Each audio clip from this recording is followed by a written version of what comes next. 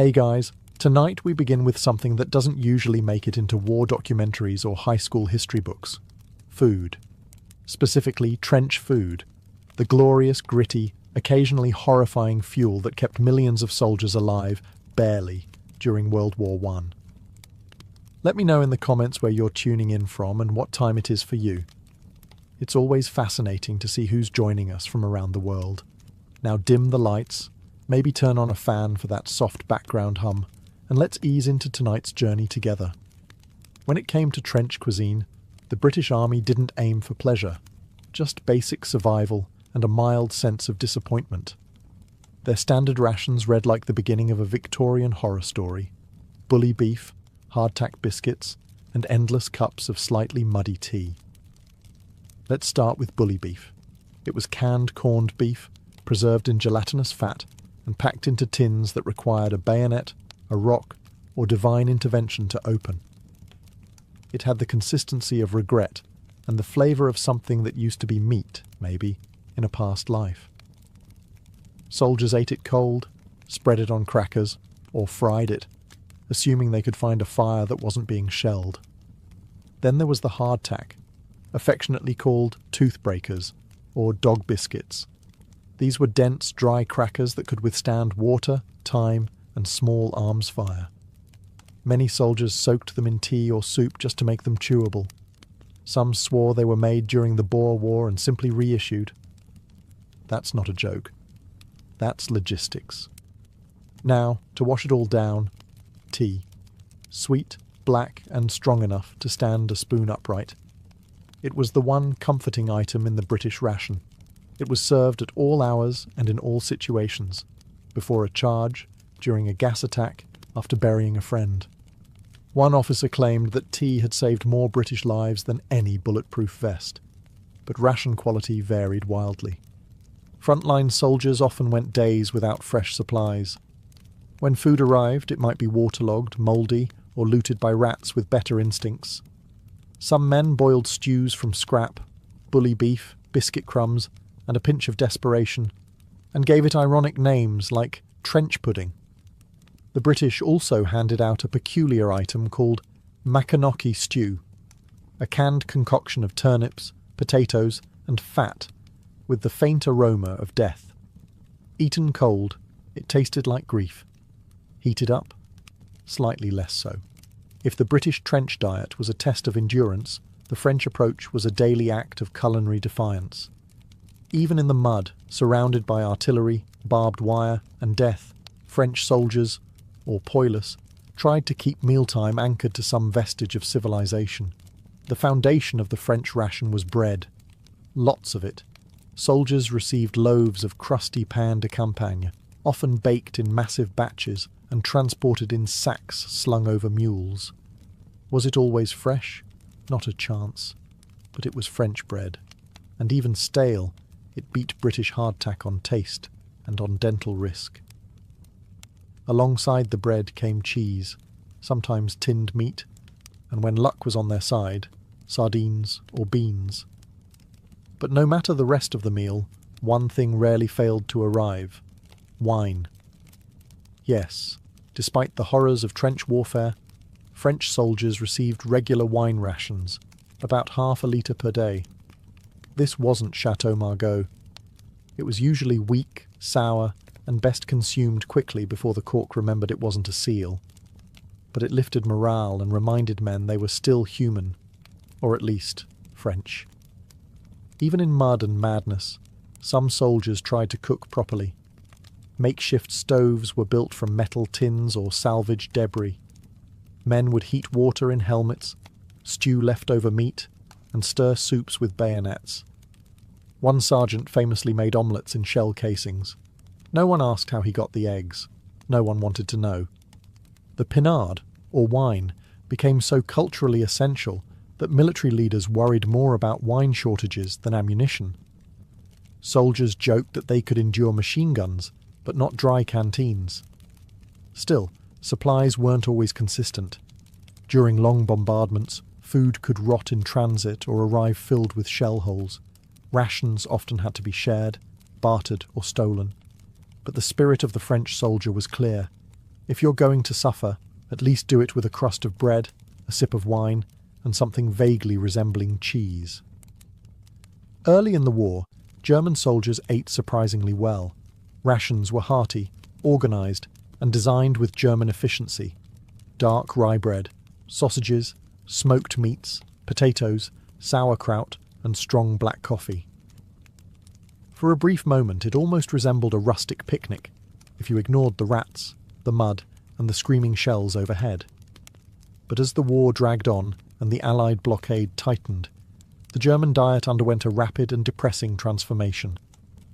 Welcome to the age of ersatz, a word that roughly translates to replacement, but more accurately means not quite food. Ersatz coffee was made from roasted barley, chicory, or acorns. It smelled vaguely like coffee, but drinking it felt like punishment. Ersatz flour included things like sawdust, potato starch, and whatever the quartermaster swore was nutritional. Ersatz meat came in cans, never identified the animal, and may not have contained one. But through it all, black bread remained the German soldier's staple. Dense, sour, and able to withstand trench humidity, it was practically a defensive weapon. You could eat it, use it as a sandbag, or knock out a rat with it in one solid swing. Some even claimed it had shrapnel-resistant properties. They weren't wrong. As conditions worsened, meat became a memory. Cabbage, turnips, and thin soups filled with mystery ingredients took centre stage. Fat was prized. If someone managed to secure bacon grease or lard, it became social currency.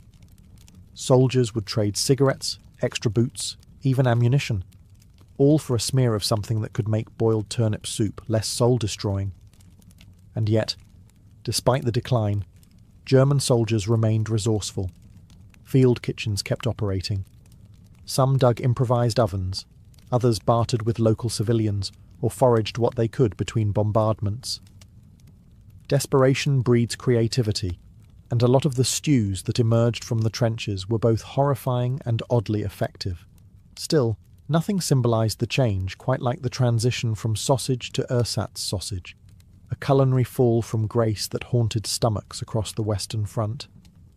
By 1918, many German troops were running on empty, physically and calorically. Hunger wasn't just discomfort, it was strategic collapse. The soldiers felt it. And so did the war effort. Feeding an army is hard. Feeding a multi-ethnic empire with a dozen languages, no unified menu, and a crumbling supply chain. That was the Austro-Hungarian military's special brand of masochism. The empire stretched from Vienna to Sarajevo, with soldiers from Hungary, Czechia, Slovakia, Croatia, Poland, and beyond, each with their own dietary preferences and national dishes. The result in the trenches? A culinary identity crisis served lukewarm. Standard rations included black bread, sometimes mouldy and always dense, and soup, the universal answer to what's left in the wagon. The soup might contain beans, barley, old potatoes, dried peas, turnips, or a bone with emotional value. Sometimes all at once. It was referred to lovingly, or bitterly, as Eintopf, meaning one pot, which also described the army's entire food strategy. The Hungarian troops often longed for paprika-heavy stews. The Czechs missed dumplings. The Slovenians craved something that wasn't grey. But the cooks? They did what they could with what was available, and what was available was almost never enough. One saving grace was lard, which featured heavily. It was smeared on bread, used in soups, and occasionally eaten with a spoon if things got really bad. Nutritional? Arguably. Delicious? No. But in trench warfare, calories beat cuisine every time. Logistics were a nightmare. Supplies got delayed, lost, or rerouted. Some troops went days without full meals, leading to foraging, looting, or repurposing horses into stew, often without asking the horse's opinion. Some regional units did manage to prepare local dishes when conditions allowed, using ingredients from the countryside, or bartered with civilians. But most soldiers just tried to survive the culinary roulette of the central kitchen. And let's not forget coffee. or at least a dark liquid labelled coffee. In reality, it was often roasted grain or beet pulp masquerading as caffeine. Soldiers drank it anyway. It was hot, bitter, and slightly less depressing than cold water. Ultimately, Austro-Hungarian trench food wasn't unified, but it was shared. And in that misery, there was a strange kind of camaraderie. After all, if you can survive boiled turnip stew and shellfire in the same afternoon, you're bonded for life. If trench food across Europe was bleak, Russian rations somehow made everyone else look overfed. The Russian soldiers' menu during World War I was an exercise in austere suffering, fortified by orthodox faith and extremely low expectations. The staple? Black bread, dense, sour, and usually frozen solid in winter. It was hacked apart with bayonets or smashed on rocks. If you could chew it without fracturing a molar, congratulations. You were halfway to sustenance. Next came sallow, cured slabs of pig fat, served cold. No spices, no ceremony, just pure fat. Russians didn't nibble it. They bit it like candy bars. Nutritional? Yes. Appetizing? Only if you've been shell-shocked into not caring. Kasha, or buckwheat porridge, was a common sight when available. Hearty, filling, and mercifully warm, it was one of the few meals that resembled something you might eat voluntarily. Still, it often came unseasoned, and in quantities best described as symbolic. Cabbage soup, also known as shchi, was the closest thing to a hot meal most troops would get. Thin, watery, and cabbage-heavy, it was rumoured to lower morale by 12% per spoonful. Occasionally a stray bone or mysterious lump would float to the surface, greeted with cheers and deep suspicion. What about meat? Rare and philosophical. When meat appeared, it was either ancient, grey, or possibly horse. No one asked. The line between hunger and dignity was thin, and most soldiers crossed it daily. The Russian supply lines, already stretched across a massive empire, were spectacularly disorganized. Soldiers often received their food late, if at all.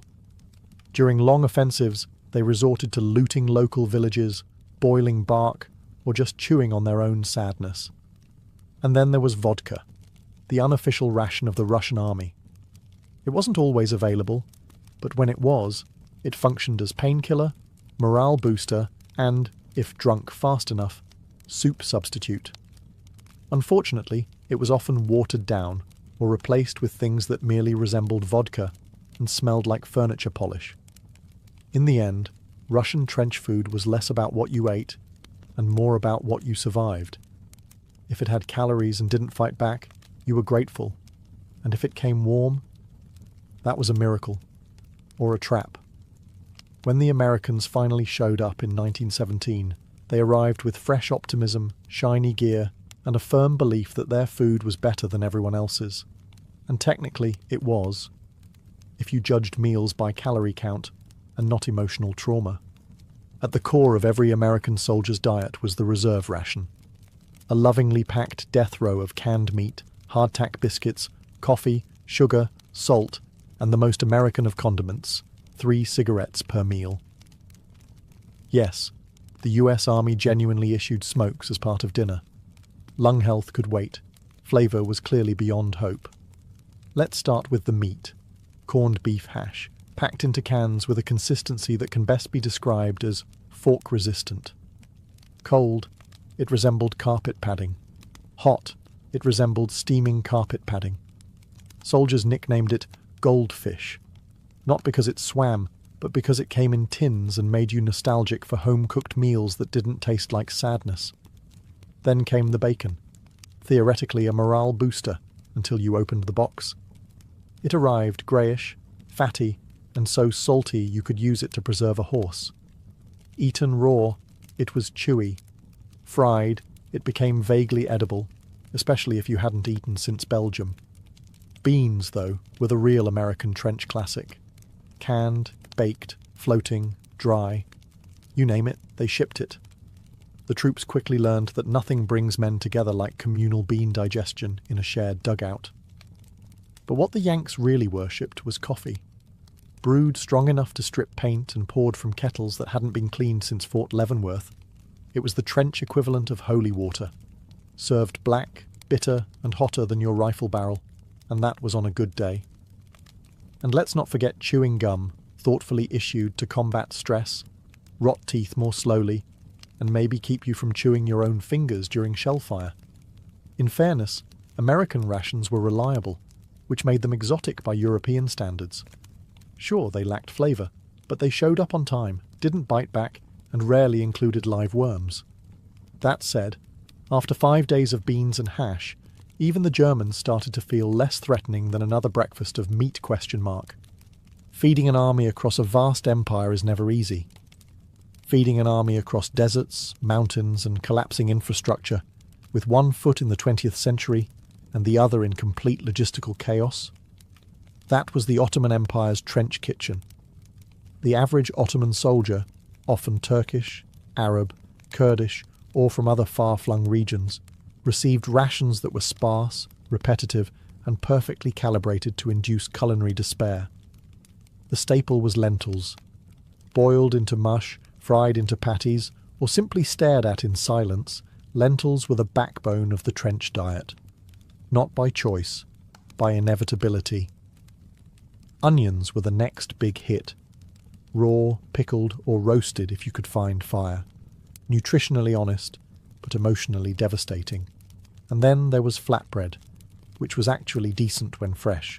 But this was the trenches, so it rarely was. Once hardened, it doubled as armour plating or emergency sandals. Meat? Let's not be greedy. When it arrived, it was usually salted lamb or goat, chewy, gamey, and old enough to remember the Crimean War. Most soldiers saw meat only on special occasions or in dreams. In the meantime, they made do with bulgur, rice, or whatever didn't fight back in the supply sack.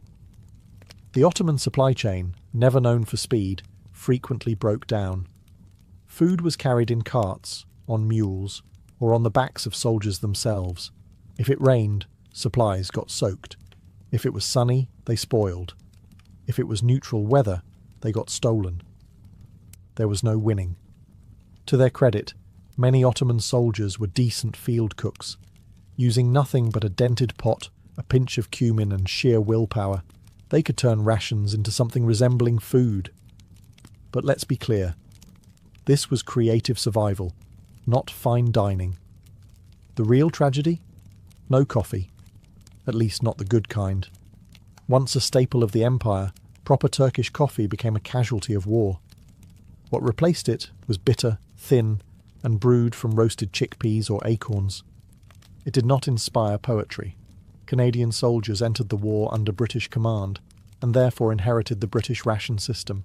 This meant they too were blessed with the holy trinity of trench cuisine: bully beef, hardtack, and tea. But while the food was the same, the attitude was very, very Canadian. Let's begin with the dreaded bully beef, still the same tin of glistening compressed regret as issued to the British, except colder and possibly frozen solid. In winter, Canadian troops reportedly used unopened cans as ice bricks. In summer, they just left them unopened for safety reasons. Hardtack was another joy. The biscuit equivalent of a concrete slab, it was dry, flavourless, and occasionally dated to the previous war. Soldiers dunked it in tea, soup, or anything wet enough to prevent emergency dental surgery. One Canadian private claimed he used his as a doorstop after the war. It worked perfectly. And then, of course, there was tea. Strong, hot, and brewed at every opportunity. Even under shellfire, Canadian troops could be seen crouched behind sandbags, clutching steaming enamel mugs like they were warding off demons. Tea wasn't a drink. It was a national identity with caffeine. Unlike their British counterparts, some Canadians brought homegrown morale boosters. A bit of maple syrup smuggled from home. Maybe some molasses cookies in a tin from a prairie aunt. These treasures were rare and naturally shared with everyone, because it's hard to eat while someone's watching you with frostbitten eyes. And let's not forget the bacon, issued in generous blocks of salty, fatty meat. It was fried over improvised fires whenever someone dared risk attracting artillery. Canadians learned quickly that bacon is wonderful, right up until a rat tries to steal it mid-sizzle. The Canadian supply system, while still reliant on the Empire's larger logistics network, tended to function a bit more efficiently, or at least creatively. Rations were stretched, swapped, and occasionally liberated from nearby units with fewer lookouts.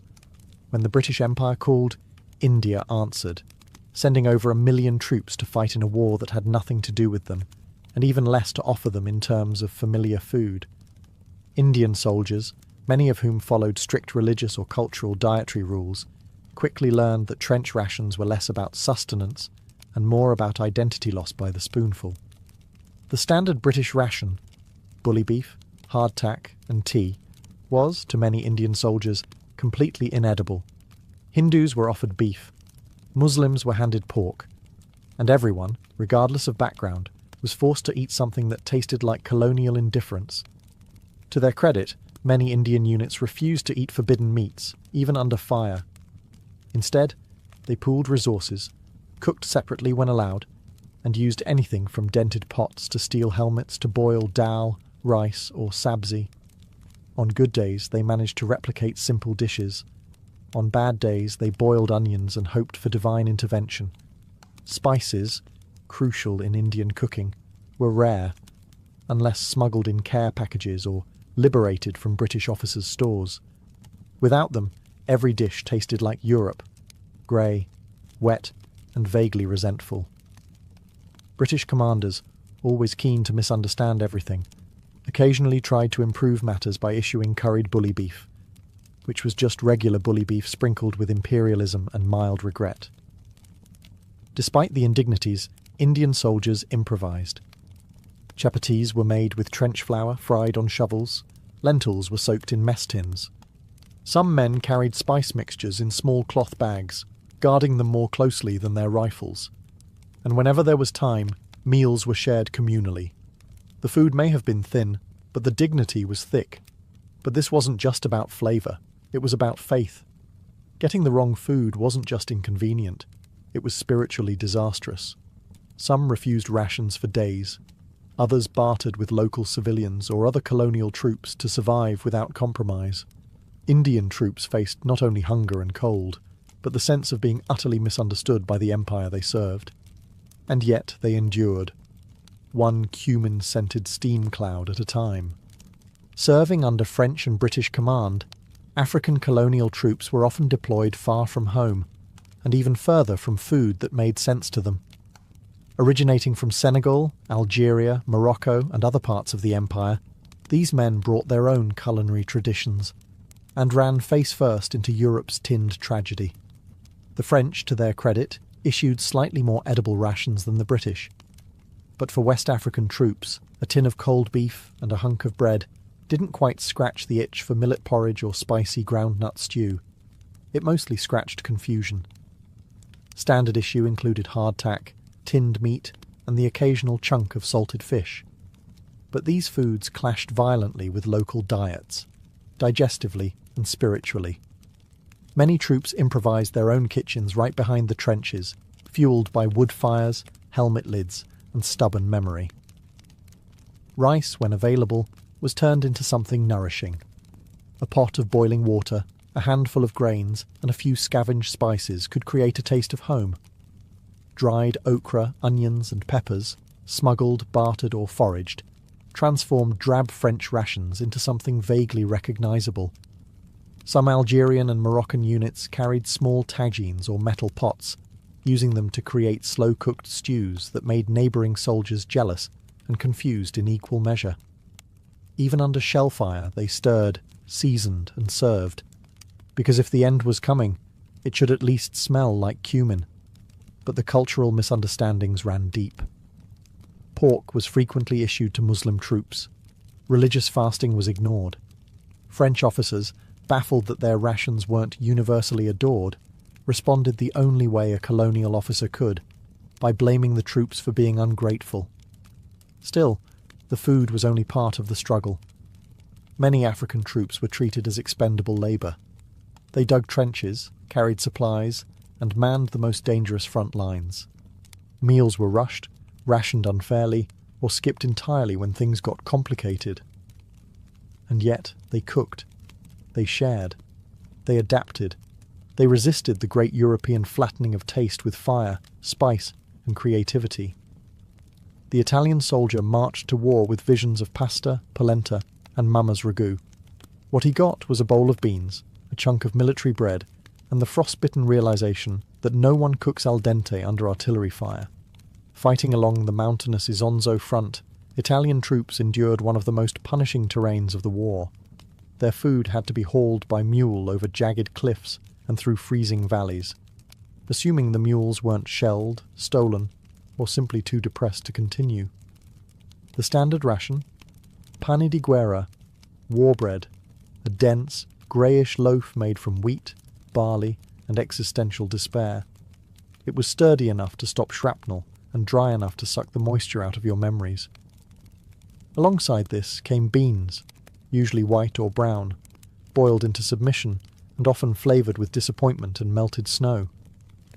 Salt pork occasionally made an appearance, adding fat and salt, but not much dignity. The meat was tough and stringy, often hacked straight from frozen slabs with trench knives or creative profanity. If the supply lines held, a big if, soldiers might get macaroni or polenta, though both arrived cold, congealed, and far from poetic. Cooking in the trenches was borderline impossible, especially when your stove was a rusty shell casing and your fuel was half a fence post. And then there was vino, the modest Italian wine ration that tried its best to lift spirits, though it mostly lifted eyebrows.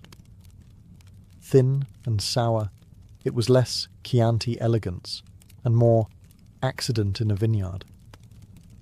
Still, a warm sip of red wine in a snow-covered trench was enough to remind you life had once involved tables and chairs.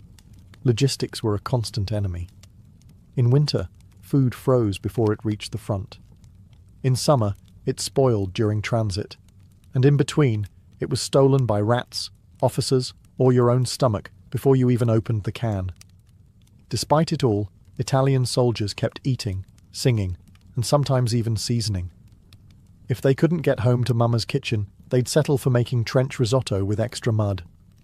If the Western Front was mud and mustard gas, the Balkan Front was mud, mountains, and a whole lot of cabbage. Fighting here was brutal, chaotic, and usually cold.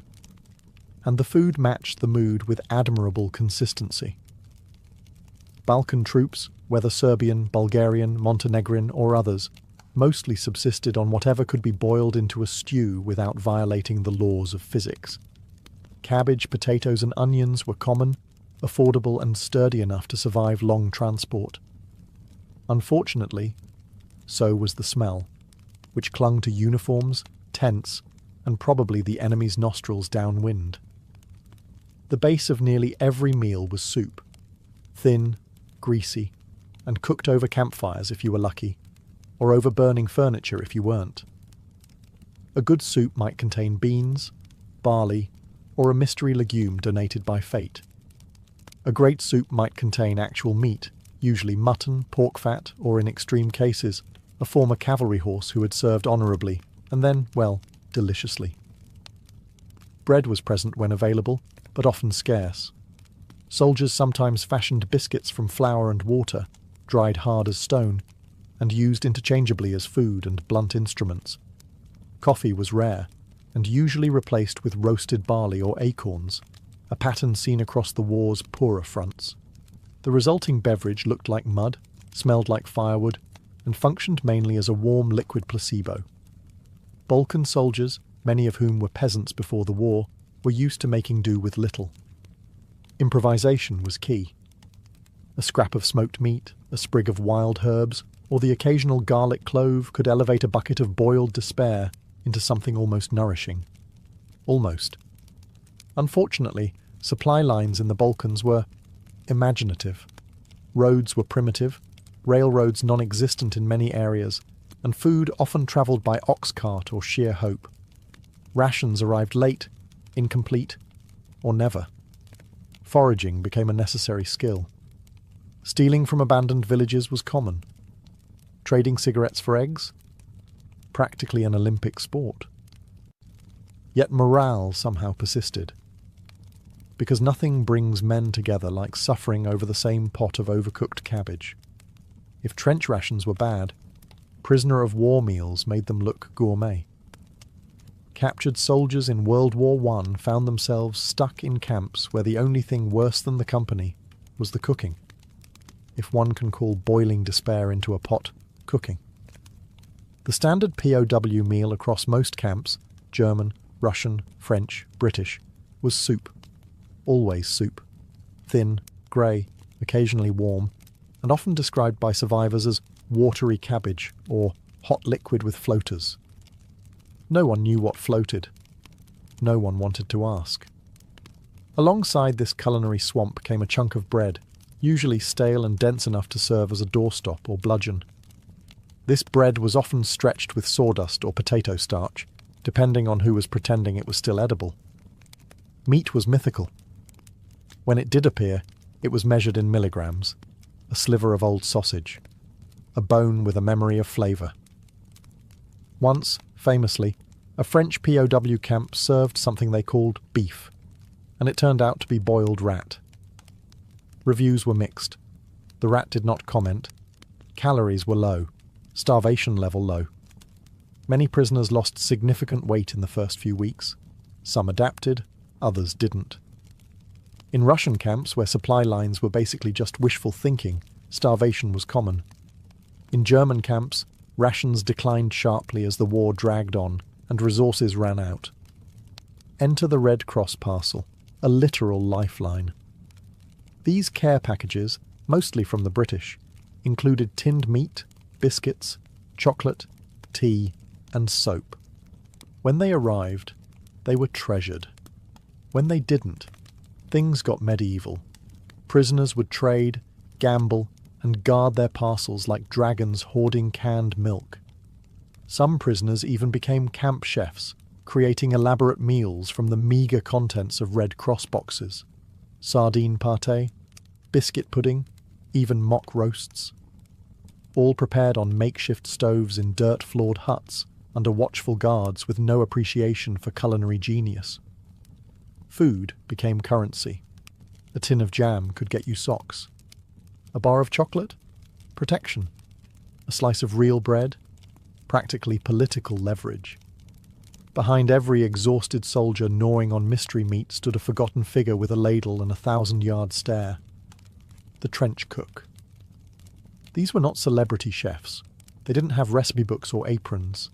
They had dented pots, unstable fires, and the daily challenge of turning military rations into something that wouldn't be used as trench mortar. Field kitchens were mobile, wheeled contraptions dragged behind the lines and disguised as soup-making devices. In reality, they were smoke-belching tanks full of stew, tea, and ambition. Cooks had to work with what they had, which was almost always a shortage. A trench cook's day began early and ended whenever the artillery said it could. Meals had to be prepared in large batches, using ingredients with more preservatives than nutritional value. Turnips, cabbage, onions, and salted meat were the foundations. Flavour was optional and usually replaced with sarcasm. Despite the odds, these cooks created something vaguely edible out of almost nothing. They made stews with more water than ingredients. They rehydrated hardtack biscuits until they resembled bread again. They stretched a handful of beans across a pot, meant for 30 men. If culinary miracles existed, they were buried in the back of a trench behind a cook swearing at his ladle. And still, the food had to be delivered. Under fire. Across mud, barbed wire, and occasionally through areas where rats had claimed squatters' rights. Soldiers would risk life and limb for a hot meal, and cooks risked theirs trying to get it to them while pushing soup carts through hell. Some armies even developed makeshift fire trenches where food could be heated without the telltale smoke plumes attracting enemy snipers. In cold weather, these spots became sacred. In summer, they became fly farms. Field cooks were also therapists. Soldiers complained to them, joked with them, begged them for extra bread. A good cook could keep a unit functioning. A bad cook, well, they didn't last long. Rumour has it one British unit almost mutinied over burnt porridge. After thousands of miles of mud, millions of bullets, and more cabbage than any war ever asked for, one thing remained constant across every front, every army, and every miserable trench. Eating kept you human. Barely. Trench food wasn't about pleasure.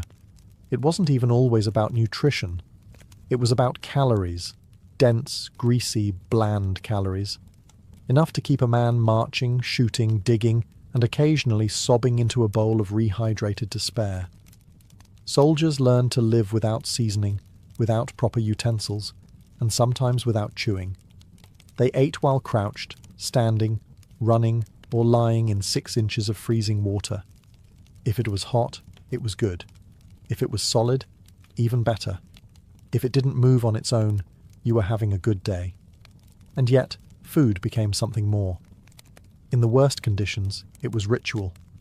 Brewing tea, sharing biscuits, fighting over the slightly less soggy piece of bread. It was comfort, not because it tasted good, but because it meant you were still alive to taste it.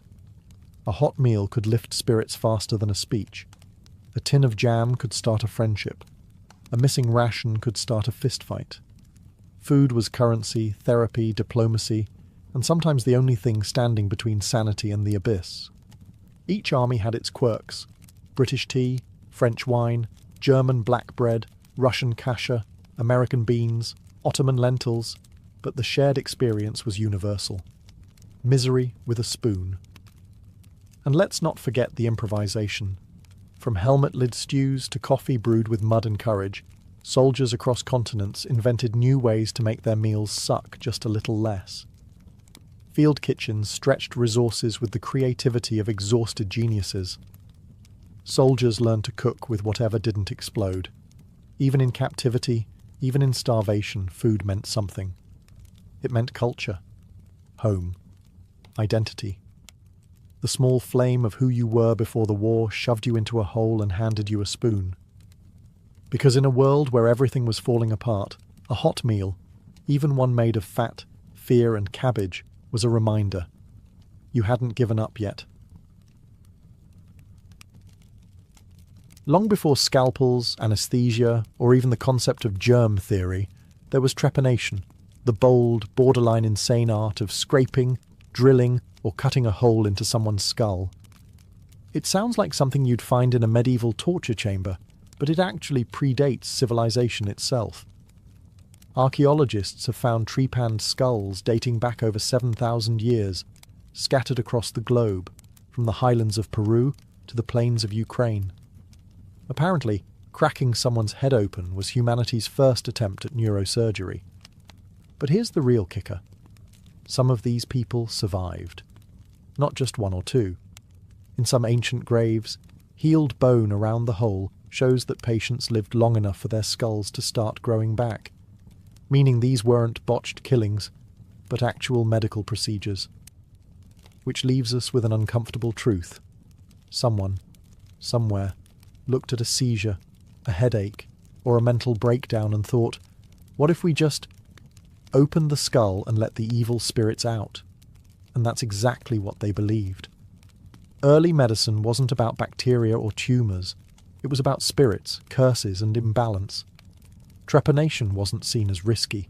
It was therapeutic.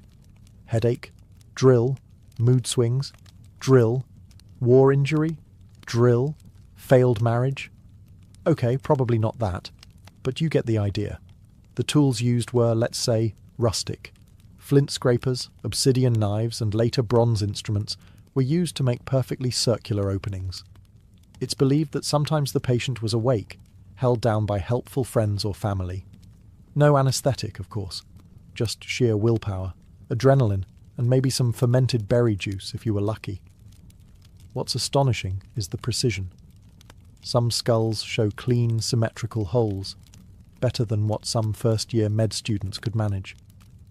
These early surgeons, while lacking modern knowledge, had developed consistent techniques that were passed down through generations. And while their understanding of the brain was about as sophisticated as astrology, their practical skill with a chisel and some nerve was undeniable. If there was one ancient civilization that treated surgery with a surprising mix of science and superstition, it was the Egyptians. These linen-wrapped morticians didn't just excel at preserving the dead, they were also quite good at patching up the living. Thanks to the Edwin Smith Papyrus, a 3,600-year-old surgical manual that reads like a battlefield medic's diary, we know the Egyptians had procedures for fractures, dislocations, abscesses, and even spinal injuries. It's practically the ancient version of WebMD, minus the part where every symptom leads to death.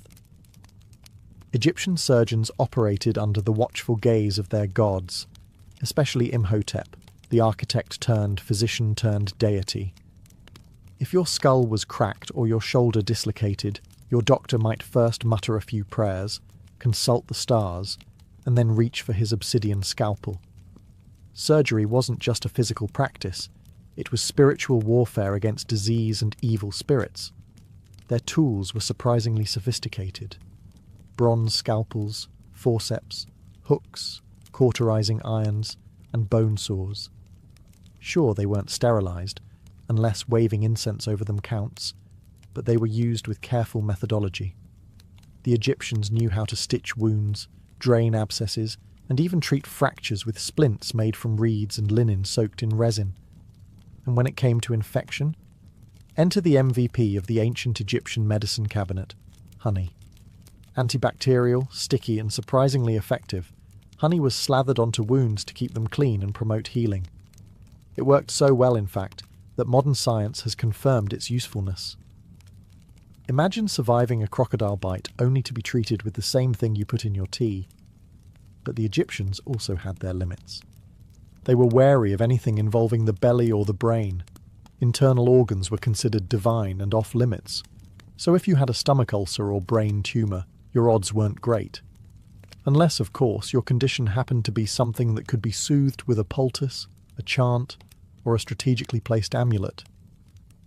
Still, Egypt gave us one of the first medical systems that tried to separate treatment from sheer guesswork. Even if the diagnosis sometimes included a curse or two, their approach to surgery was detailed, organised, and shockingly advanced for a society that mummified cats.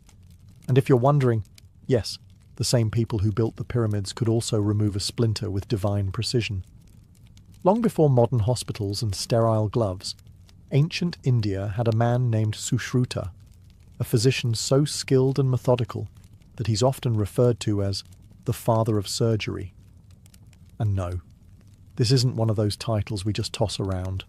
This guy literally wrote the book on surgery.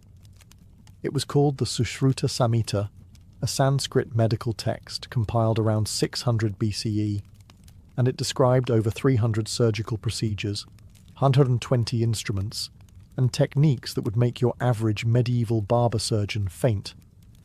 Sushruta was no back-alley butcher. He performed complex operations with remarkable finesse: cataract removals, hernia repairs, bone realignment, amputations, and even cosmetic surgery. That's right, India gave us the first known rhinoplasty. If your nose got chopped off, which thanks to the criminal justice system of the time wasn't exactly rare, Sushruta could fashion you a new one using skin from your cheek or forehead. No anesthesia, of course. Just a stiff upper lip and some herbal wine to take the edge off. Surgery in ancient India was deeply intertwined with Ayurveda, a holistic system of healing that balanced body, mind, and spirit. While surgery was considered a last resort, preferably after herbs, massages, prayers, and the occasional cow urine therapy, it was still practiced with impressive technical understanding. Wounds were cleaned with alcohol, sutured using plant fibres, and dressed with antiseptic herbs. And unlike in Europe centuries later, Indian surgeons knew that cleanliness mattered. Training was hands-on and brutal. Students practiced incisions on vegetables, leather, dead animals, and even water-filled bladders to simulate the feel of human tissue. Before they touched a real patient, they had to prove their steadiness. Because once you start cutting into someone with a bronze scalpel, you don't get a second chance. Ayurvedic texts also emphasized ethical practice, including informed consent and treating the poor for free. It wasn't just about curing illness. it was about moral duty. In a world where medicine often leaned toward the mystical ancient Indian surgery stood out for its structured, empirical approach. If you thought the Greeks spent all their time inventing democracy and arguing about the nature of reality, think again. They also dabbled in surgery, awkward, painful, often terrifying surgery. Ancient Greek medicine was a chaotic mix of philosophy, superstition, and guts, literal guts, frequently exposed on the battlefield or in a cramped healer's room. At the centre of it all was Hippocrates, often called the father of medicine. He famously separated disease from divine punishment and tried to base treatment on observation and logic. Revolutionary stuff. Until you realise most surgery still involved cutting into someone while they screamed. Hippocrates himself wasn't big on complex procedures, but he knew a thing or two about dislocations, fractures, abscess drainage, and the always fun process of bloodletting. Nothing says healing like opening a vein and hoping for the best. But things really escalated when Galen came onto the scene in the 2nd century CE. A Greek physician working in Rome, Galen had an obsession with anatomy, except he wasn't allowed to dissect humans. So, like any enterprising scientist of the day, he turned to monkeys, pigs, and the occasional gladiator for practice. He performed vivisections on animals and built detailed anatomical theories, some of which were wildly incorrect, but impressive for someone guessing without Google or cadavers. Greek surgical tools were surprisingly advanced: scalpels, forceps, catheters, bone saws, and hooks. The Greeks even used cauterization, burning a wound shut with hot metal, to stop bleeding. And while that sounds medieval, it actually worked. Painful, but effective. Think of it as ancient laser surgery, except the laser is a glowing hot iron bar and you're wide awake. Battlefields were the real training grounds. Greek physicians learned to deal with arrow wounds, crushed limbs, and head injuries in real time, with zero margin for error and zero morphine. If you survived a spear to the gut and your surgeon didn't pass out from the sight of intestines, you might just live.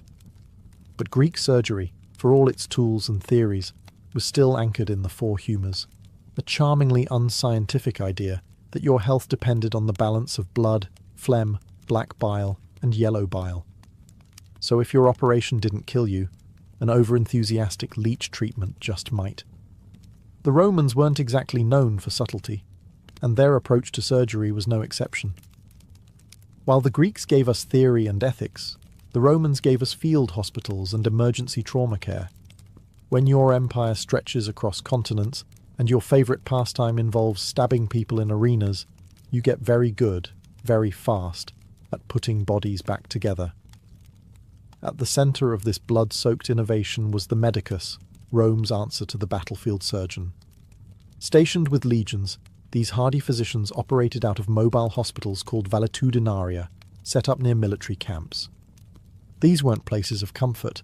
They were tents of torment, filled with wounded soldiers, clanging tools, and the smell of iron and sweat. Roman surgeons excelled at trauma care, arrow extractions, broken bone repair, cauterization, wound stitching, and amputations. If your arm was dangling by a thread, the medicus had a solution, usually involving a saw, some boiling water, and the hope that your heart could take it. Anesthesia? Absolutely not. If you were lucky, you got wine or opium. If you were unlucky, you got held down. But they weren't improvising in the dark. Roman medical texts, like those of Celsus, detailed precise procedures, from eye surgeries to hemorrhoid removals. Celsus, ever the charmer, described how to lance an abscess with disturbingly gleeful clarity. Make an incision long enough for a finger to enter. How poetic. Their instruments, meanwhile, wouldn't look out of place in a modern ER. The Romans had forceps, scalpels, hooks, retractors, bone drills, and catheters. Many were made of bronze or iron and crafted with care. Some even had adjustable screws, because if there's one thing the Romans loved more than conquering Gaul, it was proper engineering. Despite all this gore, Roman medicine was surprisingly systematic. Wounds were cleaned, often with vinegar, bandaged and monitored. They understood the danger of infection, even if they didn't know why it happened. And they practiced something astonishingly close to triage, sorting the dying from the savable. Still, their understanding had limits. Internal surgeries were rarely attempted. If your guts were poking out, the prognosis was usually good luck.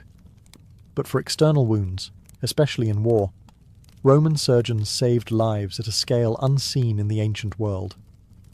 Ancient Chinese medicine was a masterclass in balance, between yin and yang, body and spirit, and most importantly, between cutting someone open and maybe just giving them acupuncture instead.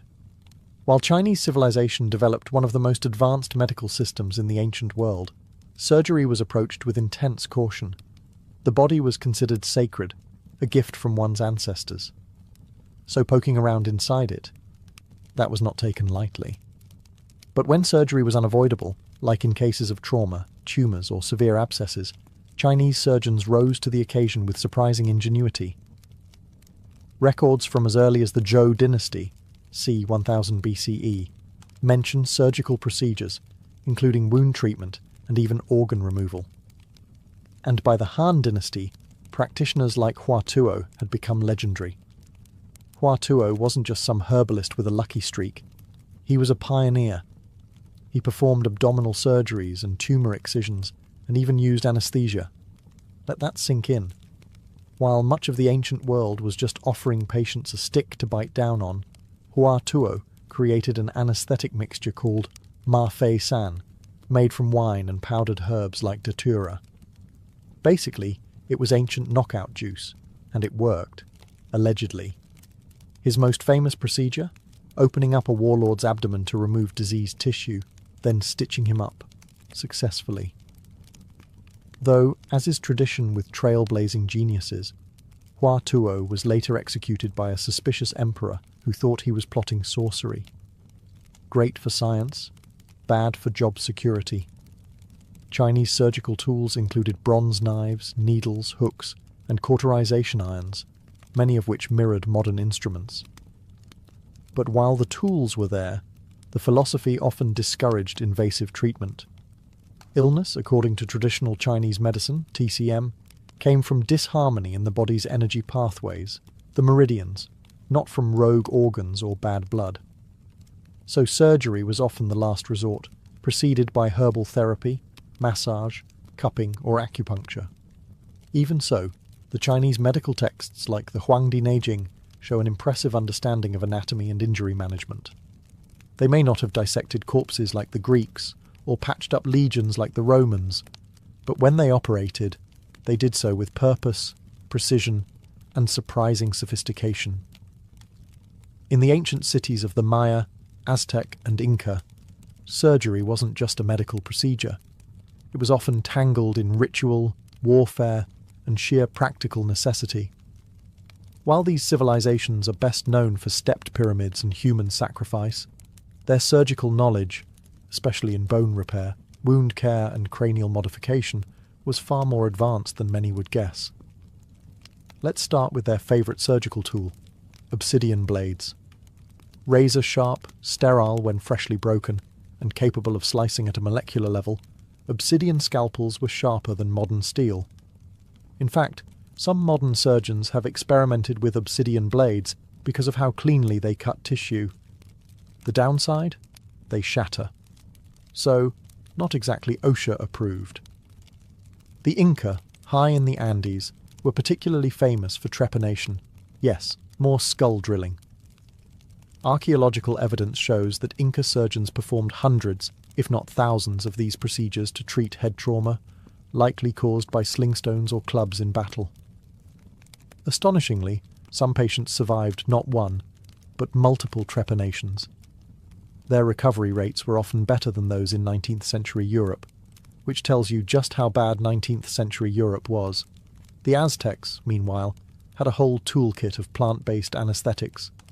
They used herbs like tolosh, a type of datura, to dull pain and induce sleep, which was probably a good idea considering how often limbs needed to be amputated due to infection, frostbite, or punishment. Wounds were cleaned with urine or chili pepper tinctures, a strategy both antiseptic and memorable. Medical knowledge was closely guarded and passed down by tlacopanim, healers and surgeons, often trained from a young age. They treated abscesses, stitched wounds with maguey cactus fibres, and even reset fractures using splints made from wood or reeds. They understood that infection could kill and made efforts to clean and close wounds properly. But as in many ancient cultures, the line between medicine and ritual was thin. Surgery could be a healing act or a ceremonial one. Sometimes cutting into flesh wasn't to save life, but to appease gods or read omens. If there was a moment in history when surgery got a proper upgrade, it was during the Islamic Golden Age. Between the 8th and 13th centuries, while most of Europe was busy bleeding patients with leeches and prayers, scholars in places like Baghdad, Cairo, and Cordoba were translating, preserving, and revolutionizing ancient medical knowledge. And nowhere did this fusion of scholarship and scalpel shine brighter than in Persian and Arab surgical advancements. Enter al-Zahrawi, also known in Latin as Abul Qasis, a 10th century physician from Al-Andalus, modern Spain, whose influence would echo through medical textbooks for centuries. His monumental work, the Kitab al-Tasrif, wasn't just a medical guide. It was a 30-volume encyclopedia, and the final volume was entirely devoted to surgery. The man didn't just list tools, he illustrated them. Over 200 surgical instruments, from forceps to scalpels to catheters, many of which bear a striking resemblance to what you'd find in a modern OR. Al-Zahrawi described treatments for fractures, cauterizations, dissections, and even cesarean sections and dental procedures. He emphasized precision, hygiene, and patient aftercare, a revolutionary concept in an age where post-op care often meant good luck and don't bleed on the floor. His work spread like wildfire. Translated into Latin, it became a standard surgical reference in Europe for over 500 years. This wasn't fringe knowledge, it was mainstream medical authority. Persian polymaths like Avicenna, Ibn Sina, also contributed heavily to surgical philosophy, even if he leaned more toward diagnosis and internal medicine. His canon of medicine outlined when and how surgery should be used and warned against operating when simpler remedies would suffice, advice that many modern surgeons could still take to heart. What made Islamic surgery exceptional was its balance of science, ethics, and documentation. Surgery wasn't just guesswork or superstition, it was a craft honed by observation, experimentation, and debate. Hospitals, bimaristans, often had lecture halls and libraries, where medical students trained alongside professionals, dissecting animals, reading Greek and Indian medical texts, and sharpening both their blades and their minds. After the scalpels have dulled, the obsidian shattered, and the trepanation holes healed, or didn't, what are we left with? A bizarre, brilliant, and sometimes horrifying legacy carved directly into the bones of history. Ancient surgery wasn't just about pain tolerance and bravery, it was about trial, error, and relentless human curiosity. Across cultures and continents, one theme emerges. People have always been willing to risk agony and death to fix what's broken. Whether it was a Roman legionary's gashed leg, an Egyptian farmer's abscess, or an Inca warrior's fractured skull, ancient surgeons stepped in where gods, prayers, and herbs had failed. And often, against all odds, they succeeded. Not everything aged well. The four humours? Gone. Evil spirits as a diagnosis? Retired. Urine as antiseptic? Hard pass. But many of their ideas still echo in modern medicine. The Indian rhinoplasty became the foundation for reconstructive plastic surgery. Roman battlefield triage evolved into emergency care systems. Chinese anesthesia, a spiritual ancestor to modern sedation. Even the cautery tools used in Islamic hospitals look eerily like devices found in today's surgical kits. What makes ancient surgery fascinating isn't just the gore, it's the ingenuity. These early practitioners had no microscopes, no understanding of microbes, and zero access to anesthesia. Yet they improvised, often brilliantly. They sharpened stones into scalpels, used wine and herbs as painkillers, and crafted metal tools that wouldn't look out of place in a 19th century drawer. It's also worth noting how cultural context shaped surgical decisions. In some places, like India and Persia, surgery was a respected profession backed by ethical codes and formal training. In others, it was a desperate act reserved for battlefield necessity or ritual. Some civilizations prioritized spiritual harmony, others bodily repair. Some poked, others prayed. Many did both. And yet, behind every successful operation was a terrifying gamble. No antibiotics, no numbing agents. Just hope, and maybe a chant or two. Before we dive into spirals, sunbursts, and eagle-winged warriors, we need to meet the people beneath the ink, the Illyrians.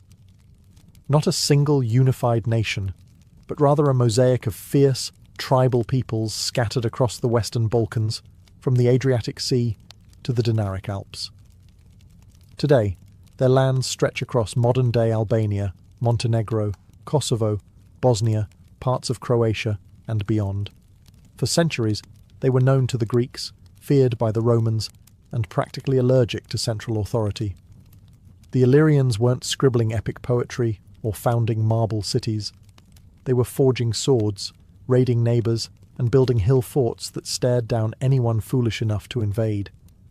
The Greeks called them barbarians, mostly because the Illyrians had a habit of ignoring polite diplomacy and going straight for the throat. But despite that reputation, they had an incredibly rich cultural identity, visible not in scrolls but in symbols, carved, painted, and tattooed onto their bodies. They lived in tightly knit tribal groups, each with its own chieftain, customs, and often distinct symbolic languages. These symbols weren't decorative, they carried power, memory, and meaning. For the Illyrians, body art wasn't fashion. It was function, deeply tied to tribal identity, ritual practice, military status, and perhaps even spirituality. Archaeological finds, such as the Glasinac burial mounds and Tapes Hill necropolises, give us glimpses into their world. Jewellery etched with sun motifs, bronze plates depicting birds of prey, and pottery adorned with spirals. And while the skin doesn't survive the centuries, ancient authors fill in the gaps. Roman and Greek writers, Pliny the Elder, Strabo, and others, mention the Illyrians' use of tattoos, sometimes with a mix of admiration and horror. They weren't alone in the ink game, of course. Many ancient warrior societies, Scythians, Thracians, Celts, practiced tattooing. But the Illyrians, they embraced it like few others, embedding it in rites of passage, warrior pride, and feminine adornment. To truly understand Illyrian body art, you can't just look at what they wore. You have to imagine what they carried on their flesh: sun wheels to honour their gods, eagle feathers for courage, and sacred spirals echoing life, death, and the eternal cycle of war and rebirth. The Illyrians were a people of action. Their history is written not on paper, but on bone, bronze, and skin. When your alphabet is oral and your history is carved into hillsides, symbols become everything. The Illyrians didn't write epic sagas, but they were masters of visual language, embedding powerful meanings into their body art, jewellery, weapons, and ritual objects. To them, a spiral wasn't just a pretty shape, it was the very map of existence. Let's start with the spiral. Found carved into stone slabs, etched onto pottery, and inferred from art recovered in Illyrian burial sites, the spiral was one of the most recurring motifs. Its meaning? Likely tied to cycles, birth, death, rebirth, and possibly the sun's eternal rise and fall. For a warrior society that lived hard and died young, this was a comforting, defiant symbol. Life always returns, and if not you, then your bloodline. Then there's the sun disk, another frequent emblem. The Illyrians were sun worshippers, or at least sun-conscious. The solar wheel, often surrounded by radial lines or encircled in dots, represented vitality, divine favour, and masculine power. A man with a sun symbol inked on his chest may not have had six-pack abs, but he was broadcasting cosmic strength all the same. Eagles and birds of prey were also prominent. These weren't cute sparrows. They were symbols of war, nobility, and the divine connection between earth and sky. Roman accounts even mention that some Illyrian tribes, like the RDA, carried eagle standards into battle. An eagle tattoo, likely etched in jagged geometric lines, signified a man of rank, or at the very least, someone not to mess with. Geometric patterns, zigzags, triangles, and wave-like motifs are also seen repeatedly on artifacts and were likely mirrored in tattoos. These weren't random. Zigzags could symbolize lightning or water, while triangle clusters may have represented fertility or family lineage. A woman's tattoo might honor motherhood or tribal loyalty, just as a man's might celebrate bloodshed or divine favor. What's striking is how unified yet varied the symbols were. Some were clearly tribal markers, while others were spiritual sigils or personal totems. Each design was a declaration: who you were, what you believed, and how you wanted to be remembered. To the Illyrians, symbols were identity. You didn't just wear them, you became them. They were etched into the skin as if to say, this is me, and this is forever. While the Illyrians didn't leave behind instruction manuals, the tools of their trade still whisper secrets through archaeology. And when it comes to body art, that whisper involves needles, ash, and a lot of pain. Illyrian tattooing, like most ancient traditions, was almost certainly a manual process. That meant no buzzing machines, no sterile gloves, just sharpened bronze or bone needles, rudimentary pigment, and a very steady hand. Some of the finest examples of Illyrian craftsmanship include delicate bronze pins, often thought to be fibulae or sewing tools, but some may have doubled as tattooing instruments. And if you think it's a stretch to imagine a warrior priest dabbing ash into someone's open skin with a bronze pin, you haven't met the Illyrians.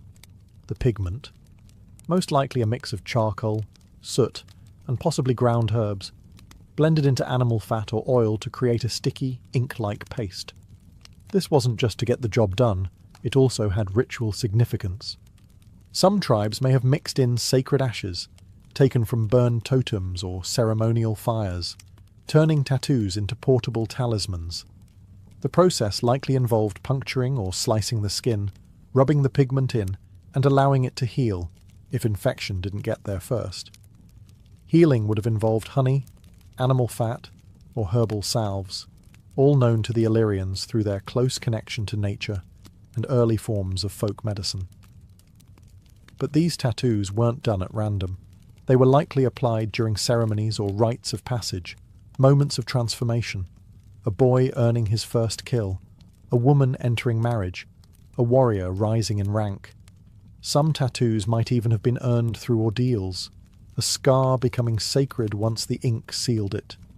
Pain wasn't a side effect, it was part of the point, and not everyone got one.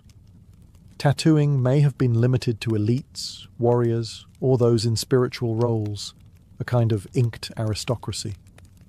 Or in some tribes, it may have been widespread, used to distinguish clans or family lineages, much like tartans or totems in other ancient cultures. Among the Illyrians, war wasn't just an occasional nuisance, it was a way of life. Tribes fought for land, for honor, for vengeance, and sometimes just because it was Tuesday. In this brutal landscape, warriors weren't anonymous. They were marked, visibly, permanently, and with pride. Tattoos were not decorations, they were announcements. Imagine a warrior standing shirtless on a rocky hilltop, scarred and sunburned, the outline of a sun wheel or eagle wing spread across his chest. That wasn't ink for vanity. It was identity made flesh. It told his enemies where he came from, what he had endured, and how far he would go in battle. In a world with no written language, your skin was your resume. According to Roman sources like Pliny the Elder, many Illyrian tribes tattooed their bodies not just for aesthetics, but as rites of passage into warriorhood. A spiral etched into the arm might mark a first battle survived. An eagle on the back?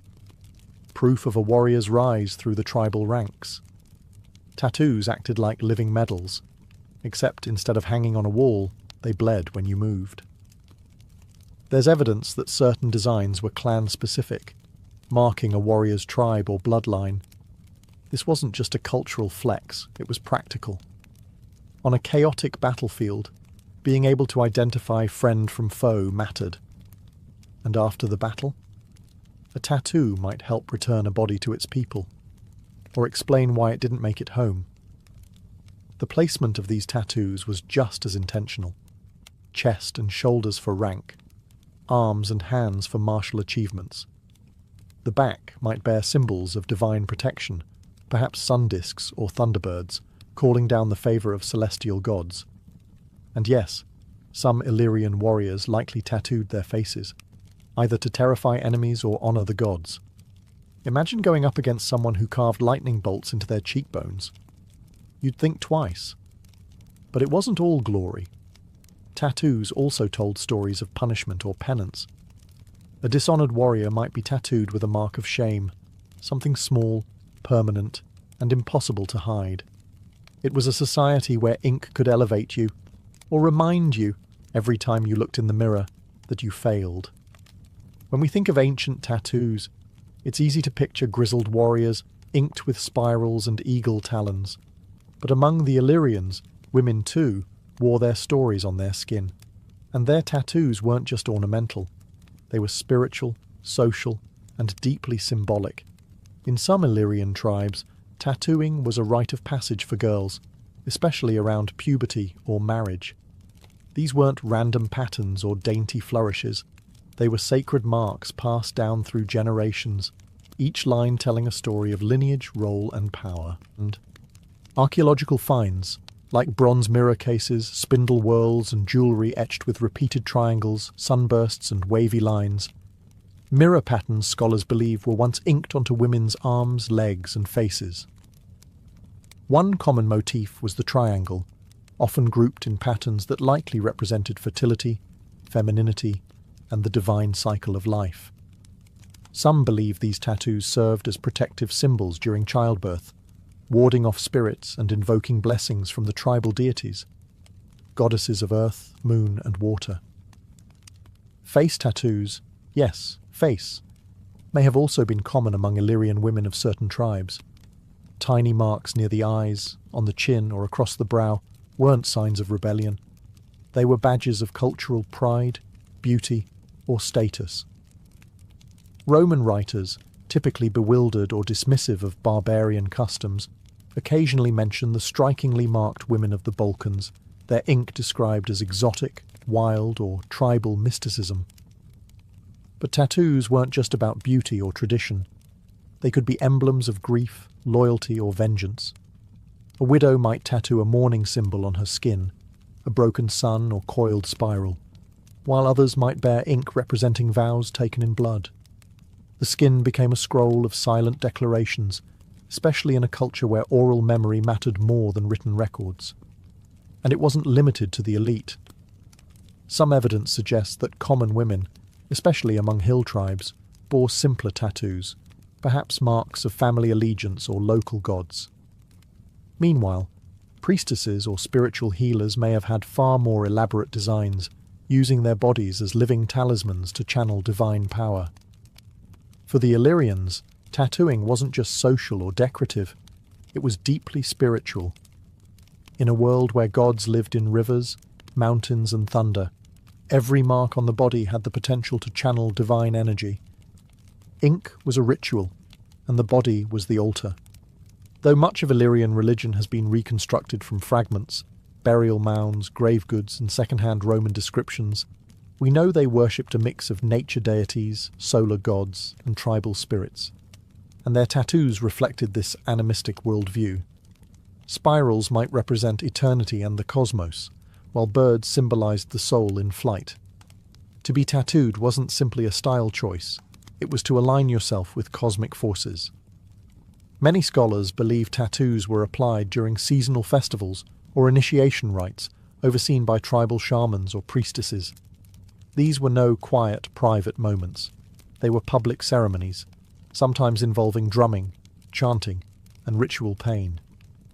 The act of bleeding was seen as part of the offering, pain forged a connection between the human and the divine. Certain symbols may have been reserved only for those who had undergone spiritual training. A healer, for instance, might bear a mark of the earth goddess, or a series of protective bands down their arm intended to ward off malevolent spirits. Warriors could receive sacred symbols before heading into battle, not just as morale boosters, but as magical armour, visible pledges of loyalty to the gods. There's also speculation that tattoos played a role in funerary practices. Bodies discovered in Illyrian necropolises are often surrounded by symbolic objects: mirrors, bird effigies, sun discs. If the skin had survived, it might have revealed matching ink, meant to guide the deceased into the afterlife or signal their status to the ancestors. In some tribes, it's believed that only the tattooed could pass into the realm of the spirits unchallenged. Everyone else was just a ghost. Even the tattooing materials may have had ritual significance. Ashes from sacred fires, or pigments mixed with herbs blessed under the full moon, weren't just antiseptic. They were spiritually charged. The line between medicine, magic, and art was razor thin. Among the Illyrians, a tattoo could do what no scroll or passport ever could. It told everyone who you were. In a tribal society where loyalty ran deeper than laws, your status, rank, and bloodline were often written directly on your skin. Each Illyrian tribe had its own distinct visual culture, emblems, patterns, and motifs that marked their warriors, their leaders, and their kin. A curved sun motif might belong to one clan, a zigzag-lined mountain symbol to another. These marks weren't just personal, they were tribal signatures, visual shorthand for identity in a fragmented, war-prone region. For the elite, chieftains, nobles, and tribal champions, tattoos could serve as badges of authority. A man inked with layered spirals, sunbursts, and eagle talons wasn't just showing off. He was announcing his victories, ancestry, and social rank to everyone he met. These marks acted like heraldic shields, unique, symbolic, and instantly recognizable. Women of high status may have worn more intricate designs, tattoos arranged in rows or mirrored shapes across the forearms or collarbone, symbolizing fertility, spiritual favor, or noble lineage.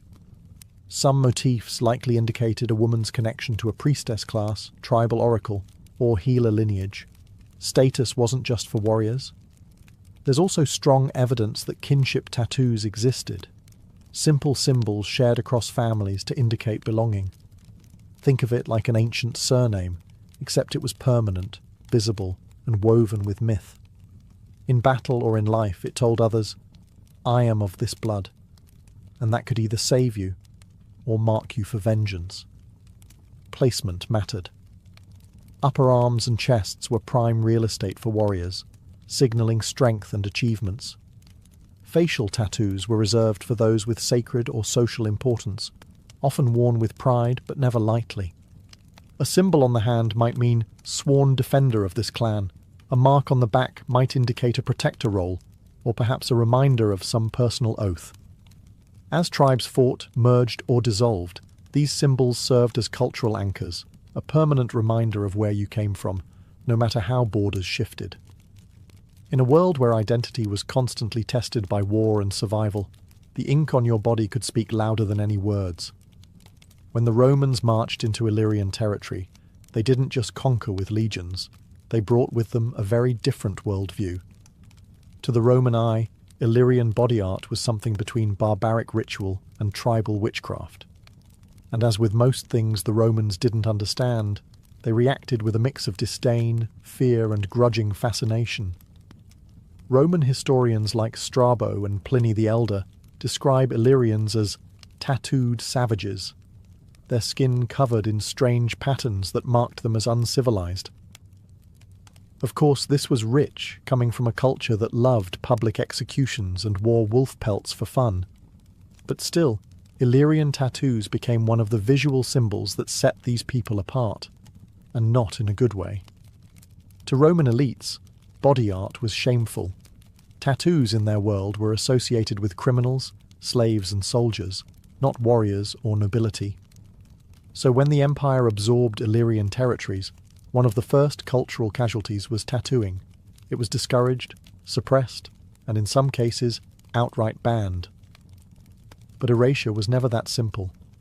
Roman soldiers stationed in the Balkans sometimes adopted local customs, tattoos included. There's evidence that Illyrian auxiliaries serving in the Roman army kept their tribal markings, and while they might have traded in their traditional gear for a Roman larica, the symbols on their skin whispered a different loyalty. Meanwhile, Illyrian women likely continued the tradition in private, passing down symbols and meanings long after Rome tried to erase them. Cultural memory, after all, is stubborn, and tattoos, especially the homemade kind done in secret, are even more so. Ironically, as Roman influence spread, so did a modified version of Illyrian body art. Some Romanized Balkan populations continued to use tattooing for spiritual or tribal identity, though with more subtlety. The original meanings may have faded, but the impulse, the need to mark the skin with story and identity, persisted. What began as a sacred declaration slowly became a cultural battleground. Tattoos went underground, hidden from Roman scrutiny, but never fully forgotten. Even centuries later, echoes of Illyrian designs reappeared in folk embroidery, ceremonial clothing, and family motifs, transferred from skin to fabric, from generation to generation. Though the Illyrian tribes vanished into history, conquered, assimilated, and scattered, their ink didn't.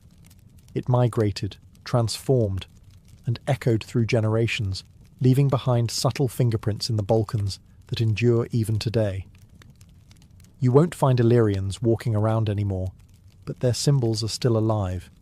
In Albanian folk costumes, traditional jewellery, stone carvings, and even tattoos. Yes, modern tattoo artists across Albania, Kosovo, and Bosnia have begun resurrecting ancient Illyrian designs. Spirals, eagles, suns, and geometric bands, reimagined with pride, reclaimed as cultural identity. In some rural Albanian regions, women's face tattoos persisted well into the 20th century. Often faint and worn by time, these marks, small crosses, stars, or spirals, were passed down by oral tradition. For the women who bore them, the meaning was rarely decorative. They were protective, ancestral, and tribal, just as they had been thousands of years earlier. Even outside of tattoos, Illyrian symbols have made their way into modern state iconography. The Albanian double-headed eagle, flying proudly on the national flag, echoes ancient Illyrian motifs of predatory birds as symbols of strength, vision, and divine authority. Historians argue whether the eagle symbol travelled directly from Illyria or through Byzantine heraldry. But in the minds of many Albanians, it's a direct cultural heir. In contemporary culture, especially among Balkan youth searching for roots beyond Roman ruins and Ottoman legacies, Illyrian imagery has become a kind of subcultural renaissance. Artists, musicians, and scholars reference Illyrian designs in fashion, album covers, murals, and digital art. What was once lost in burial mounds is now printed on T-shirts and inked across chests, not as costume, but as reclaiming. Academic interest is resurging too. Archaeologists and historians continue to uncover artifacts with unmistakable body art motifs, while linguists try to trace Illyrian names and words in regional dialects. And as DNA technology advances, even biological links to Illyrian populations are being explored, adding new dimensions to old ink. So while the original meanings may be buried under centuries of conquest, suppression, and cultural drift, one thing is clear: the Illyrian tradition of marking the body as a statement of identity, honour, and belonging never truly died. It was simply waiting for the next generation to listen. And when they did, they didn't write it in books. They wrote it in ink, just like the ancestors. Born in 1485 in the small town of Medellin in the Kingdom of Castile, Hernán Cortés came into the world with no royal title, no army, and no land, just ambition and a knack for ignoring authority. He was a thin, restless boy sent to study law at the University of Salamanca where he learned just enough Latin and legal theory to get bored and drop out. Spain, after all, was bursting with tales of new continents, indigenous empires, and unimaginable riches across the Atlantic. Why read dusty law scrolls when you could steal an empire? In 1504, at the age of 19, Cortés set sail for the New World, landing in Hispaniola, the Spanish base in the Caribbean. He quickly embedded himself in colonial society, taking land, managing enslaved labourers, and gaining political clout. By 1511, he joined Diego Velázquez on the brutal conquest of Cuba, where he earned a reputation for courage, cunning, and a dangerous tendency to defy orders. He was rewarded with wealth and influence, but he wanted more. Much more. By 1518, rumours swirled of a vast empire to the west. Rich cities, feathered warriors, and gold piled like firewood. Velázquez, now governor of Cuba, reluctantly appointed Cortés to lead an expedition to explore and trade along the coast of Mexico. But as Cortés prepared his ships, Velázquez had second thoughts and revoked the order. Cortés, in typical Cortés fashion, ignored him. He sailed anyway, in February 1519, with 11 ships, 500 soldiers, 100 sailors, 16 horses, and an unhealthy amount of gunpowder and ambition. From the start, Cortés wasn't interested in trading beads for coconuts. He wanted conquest, and he had a plan. A blend of diplomacy, deceit, religious fervour, and brutal violence. His goal? Not just gold, but glory, and a title in the Spanish crown's hierarchy. The man was no brute in armour. He was a master manipulator who could charm native leaders one day and burn their cities the next. Unlike many of his companions, Cortés saw the indigenous civilizations not as obstacles, but as systems that could be exploited, infiltrated, and turned against themselves. By the time he landed on the Yucatan Peninsula, Hernán Cortés was already dreaming of emperors, pyramids, and plunder. The age of exploration was over. The age of conquest had begun, with Cortés at the helm. When Hernán Cortés arrived on the Yucatan Peninsula in early 1519, he wasn't greeted with fanfare. He was greeted with arrows. The Maya, seasoned warriors and survivors of previous Spanish raids weren't exactly thrilled to see more pale men with steel and horses. The first encounters turned bloody quickly. Battles fought in the thick humidity, between Spanish firearms and obsidian-tipped spears. But these skirmishes gave Cortés something far more valuable than gold: information. He soon learned of a vast empire to the west, ruled by a mysterious king called Moctezuma, seated atop a mountain of wealth in a city larger than anything Spain had ever seen. The empire? The Aztecs. The prize. Everything. In these early encounters, Cortés also acquired two critical assets. First, a Spanish castaway named Jerónimo de Aguilar, who had survived for years in Maya territory and now spoke the local languages fluently. Second, and far more influential, a young woman named Malintzin, known to the Spanish as La Malinche. A gifted linguist and keen observer, she could translate Nahuatl, the language of the Aztecs, and she quickly became Cortés's advisor, interpreter, and consort. Through her, Cortés gained not just words, but power. Armed with these linguistic tools, Cortés began his real conquest, not with swords, but with strategy. As he advanced along the coast, he encountered the Totonacs, a tribe oppressed by Aztec tribute demands. Sensing opportunity, Cortés offered protection, and in return, the Totonacs offered men, food, and local knowledge. It was the first of many indigenous alliances that would become central to his campaign. Then, in a show of irreversible intent, Cortés committed the most dramatic gesture of his career. He scuttled his ships, burned them, sank them. Whatever the version, the message was clear: no turning back. His men would conquer or die trying. The Spanish were now land-bound invaders in a foreign continent, surrounded by unknown enemies, unfamiliar diseases, and vast empires. But Cortés had something his adversaries didn't: a fragmented political landscape he could manipulate, a hunger for glory, and a mind that played war like chess. The conquest of the Aztec Empire wouldn't start in Tenochtitlan. It started here, in the jungles of the Yucatan, with blood, alliances, and a translator who would shape the fate of continents. With his ships destroyed and his men committed, Hernán Cortés turned inland, toward the beating heart of the Aztec Empire, the fabled city of Tenochtitlan. But getting there wasn't just a matter of marching, it was a masterclass in manipulation, bloodshed, and betrayal. His first major obstacle and opportunity was the Tlaxcalans, fierce mountain warriors who had resisted Aztec dominance for generations. At first, they met the Spanish with spears, slings, and all-out war.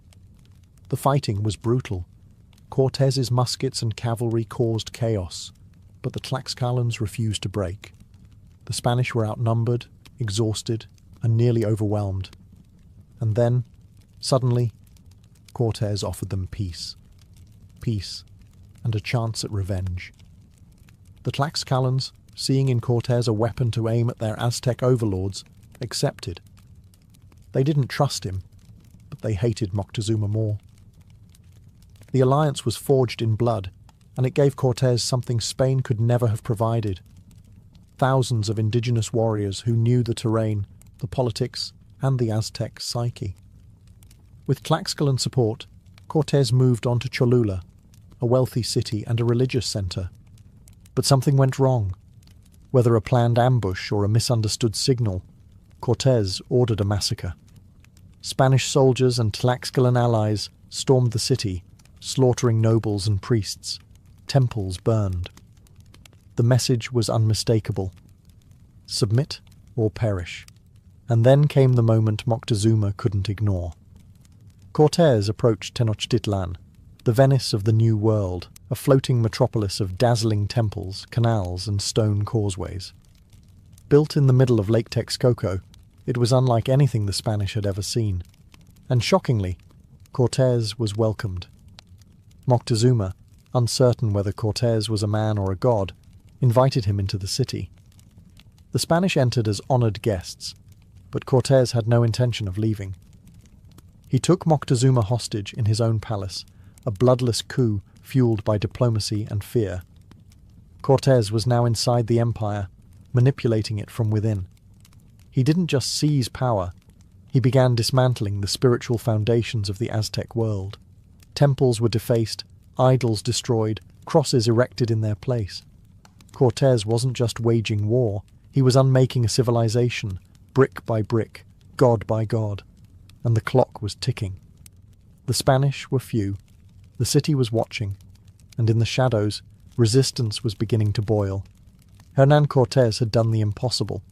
He'd seized the heart of the Aztec Empire without a pitched battle, but holding a city of 200,000 people with a few hundred Spaniards and some tribal allies, that was fantasy. The thin veneer of control was already cracking, and it didn't take much to shatter it completely. While Cortés played puppet master in Tenochtitlan, trouble brewed behind him. A rival Spanish expedition, sent by Diego Velázquez to arrest him for insubordination, landed on the coast. Cortés left the capital in the hands of his lieutenant, Pedro de Alvarado, and marched out to deal with the threat. He defeated the newcomers, absorbed their men into his ranks, and returned, only to find the city in chaos. Why? Alvarado had done what conquistadors did best. He massacred unarmed Aztec nobles during a religious festival. Thousands were slaughtered inside a temple courtyard. Blood soaked the altars. It was an unforgivable insult, and it lit the fuse of a full-scale uprising. Tenochtitlan exploded. The Spanish were besieged in the palace, trapped in a city they no longer controlled. Streets turned into kill zones. Bridges were pulled up. Stones, arrows, and rage rained down. Cortés brought back reinforcements, but it was too late. Moctezuma, once the emperor of the Aztecs, now a prisoner of his own hospitality, was dead. Accounts differ. Some say he was killed by his own people, enraged by his weakness. Others claim the Spanish murdered him when he became a liability. Either way, his death marked the end of diplomacy and the beginning of carnage. Cortés had no choice but to flee. In the dead of night on June 30th, 1520, the Spanish attempted a desperate escape across the causeways. The Aztecs were waiting. Hundreds of Spaniards and thousands of Tlaxcalan allies were slaughtered. Gold-laden soldiers sank into the lake. The night would be remembered forever as La Noche Triste, the night of sorrows. Cortés barely escaped with his life. Bloodied, humiliated, and broken, he retreated to Tlaxcala. But he wasn't beaten. He would regroup. And when he returned, it wouldn't be as a guest or intruder. It would be as a destroyer. The empire had drawn blood. Now Cortés would return with fire. After the disaster of La Noche Triste, Hernán Cortés did what most men wouldn't. He came back stronger. Retreating to Tlaxcala, he rebuilt his army, not just with Spaniards, but with tens of thousands of indigenous allies. For every enemy Cortés had made, he found two more who hated the Aztec yoke. He offered revenge, liberation, and a cut of the loot. It worked. He also built ships. Yes, ships, dragging them in pieces from the Gulf Coast, through jungle and over mountains to reassemble on Lake Texcoco. The Aztecs ruled the water. Cortés now planned to challenge them at sea. It was the kind of mad plan that only works if you're desperate, brilliant, or both. By May 1521, the siege of Tenochtitlan began.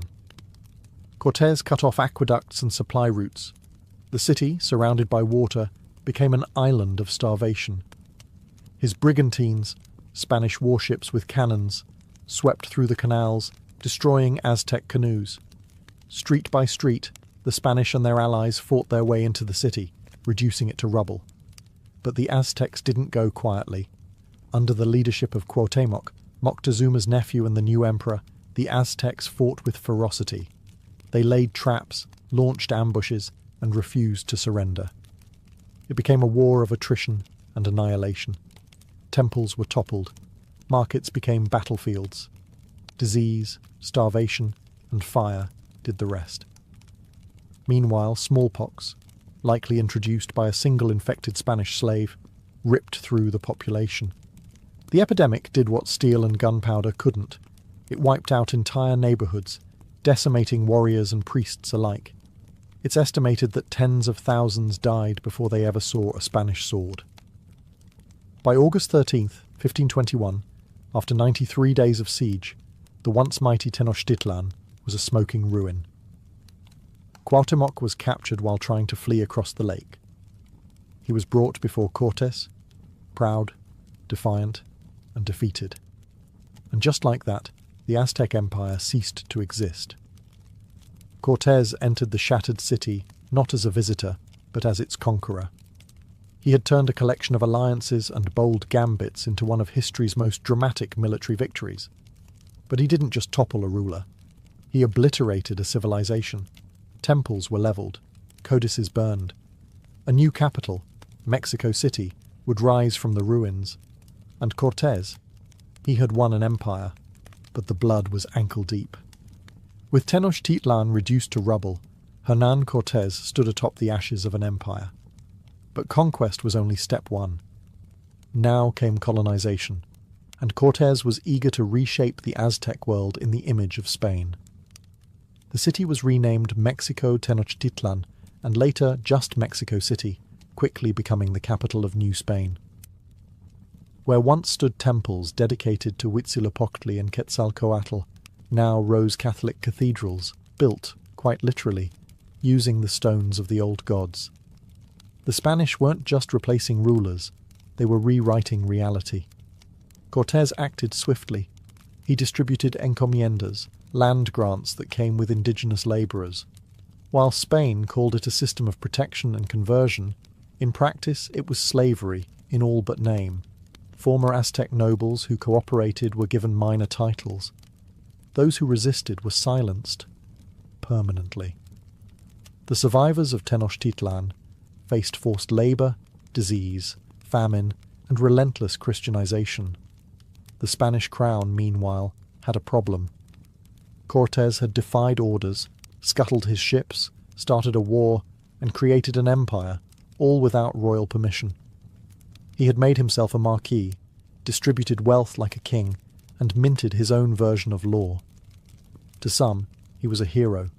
To others, a dangerously ambitious renegade. Back in Spain, the monarchy sent inspectors, clerics, and rival officials to investigate. Cortés was summoned back to defend himself, and though he retained some honours and titles, the crown never fully trusted him again. His grip on New Spain slowly slipped as royal authority reasserted control. Still, the damage was done. Over the next decades, millions of indigenous people would die, mostly from disease, but also from war, forced labour, and cultural destruction. Whole cities vanished, languages faded. What remained was a hybrid world, part Spanish, part indigenous, and permanently changed. Cortés tried to reclaim his influence with expeditions into Central America, searching for new kingdoms to conquer. But he never repeated the triumph of Tenochtitlan. He returned to Spain rich but politically marginalized, resented, sued, and slowly forgotten. Yet the legacy he left behind was irreversible. With the fall of the Aztecs, Cortés had opened the floodgates. Conquistadors, priests, and settlers poured into the Americas, all chasing gold, glory, or God. He hadn't just claimed a city, he had reshaped a continent, forever. While the Aztec Empire fell with fire and steel, the Maya were a different story entirely. Hernán Cortés may have crushed Tenochtitlan, but when he turned his gaze southeast toward the Mayan lowlands, he encountered something far more frustrating than a single city-state, a labyrinth of kingdoms, jungles, and endless resistance. In 1524, driven by ambition and rumours of gold and glory beyond the mountains, Cortés led an expedition into what is now Honduras and Guatemala. It was supposed to be quick, another sweep of conquest, another feather in his blood-stained cap. Instead, it became a march through hellish terrain. The jungles were dense, the rivers unpredictable, and the enemies elusive. Cortés wasn't fighting a centralized empire. He was confronting dozens of Maya city-states, each with their own rulers, languages, and grudges. And they didn't roll over. The Maya were no strangers to war. Though their classic-era cities had faded by the 9th century, many still had functioning militaries, fortified towns, and traditions of guerrilla resistance. They attacked supply lines, ambushed from the trees, and disappeared into the canopy. Unlike the Aztecs, who had ceremonial rules for warfare, the Maya fought to exhaust, confuse, and harass. They didn't need to win battles, they just needed to outlast their invaders. Cortés made temporary alliances, intimidated some towns into submission, and raised others. But for every victory, he lost men to disease, starvation, and mutiny. His own soldiers began to question his judgment. One of his most humiliating moments came when he had to arrest and execute his own followers for conspiracy, in the middle of the jungle. The Maya campaign achieved little. Cortés managed to reach Honduras and assert Spanish dominance over a few territories, but he never truly conquered the Maya. In fact, some Maya cities wouldn't be fully subdued until the late 1600s, over a century after Cortés died. The jungle, the fragmentation, and the Maya's resilience made them one of the longest-holding indigenous powers in the Americas. For Cortés, the journey was a bitter reminder. Not every kingdom falls like Tenochtitlan. He had crushed an empire, but the Maya, rooted in vines, stone, and silence, would not be so easily erased. While Hernán Cortés brought muskets, swords, and cavalry to the Americas, his most effective weapon was one he never controlled: disease. Long before the final Aztec warriors fell, smallpox, measles, and influenza had already begun their quiet genocide. The first smallpox outbreak in Mexico is believed to have arrived in 1520, carried by an infected African servant travelling with one of the Spanish ships. From that moment on, the conquest changed. The Aztecs could fight steel, they could resist religious imposition, but they could not fight something they couldn't see, touch, or understand. Within a year, smallpox swept through Tenochtitlan, weakening the defenders just as Cortés returned to lay siege. Entire families died in their homes. Priests, generals, and city leaders, those who held the empire together, perished in weeks. The disease didn't just kill bodies, it shattered social structure, morale, and resistance. As the Spanish pushed deeper into Mesoamerica, the pattern repeated. In places Cortés had never even reached, millions died. Some estimates suggest that within a century of contact, up to 90% of the indigenous population of the Americas was wiped out, not by war, but by waves of European plagues. Whole cities became ghost towns without a single Spanish sword ever being drawn. And disease didn't just kill, it changed everything. Survivors fled their homes, abandoned traditions, and sought answers from new gods. Many interpreted the plagues as divine punishment, which missionaries quickly exploited, offering baptism as salvation. In this way, Christianity didn't just arrive with crosses and sermons, it arrived on a wave of biological apocalypse. Cortés understood the power of timing. He saw firsthand how smallpox softened the Aztecs before his second assault. But the long-term effects went far beyond strategy. Disease depopulated the labour force, collapsed agricultural systems, and erased countless languages, rituals, and oral histories. Cultures were unmade in silence, with no last stand, no monument, no eulogy. In the end, Cortés's conquest wasn't just a tale of ambition and battle. It was part of something bigger. The Columbian Exchange didn't just move horses and gold, it moved plagues, and the cost was incalculable. The sword may have conquered cities, but disease conquered civilizations. Hernán Cortés died in 1547, old, bitter, and largely forgotten by the empire he helped build. Once hailed as the man who toppled the Aztec Empire, he spent his final years battling lawsuits, enemies, and his own fading relevance. He'd won an empire, yes, but lost control of it. Spain moved on, and Cortés, once its boldest conquistador, became an awkward symbol of everything it both admired and feared. His legacy is a contradiction carved into history. To some, especially in old Spanish chronicles, he was a genius commander, a devout Christian warrior who brought civilization to the so-called savages. To others, he was a ruthless invader, a man whose ambition led to mass murder, cultural annihilation, and the collapse of one of the most sophisticated civilizations of the pre-modern world. But even hero and villain don't fully capture what Cortés was. He wasn't a mindless butcher, nor was he some noble visionary. He was calculated, manipulative, deeply intelligent, and unrelentingly ambitious. He forged alliances, exploited divisions, and played his enemies like chess pieces. His conquest wasn't just about firepower. It was about knowing when to shake hands, when to burn temples, and when to rewrite the rules entirely.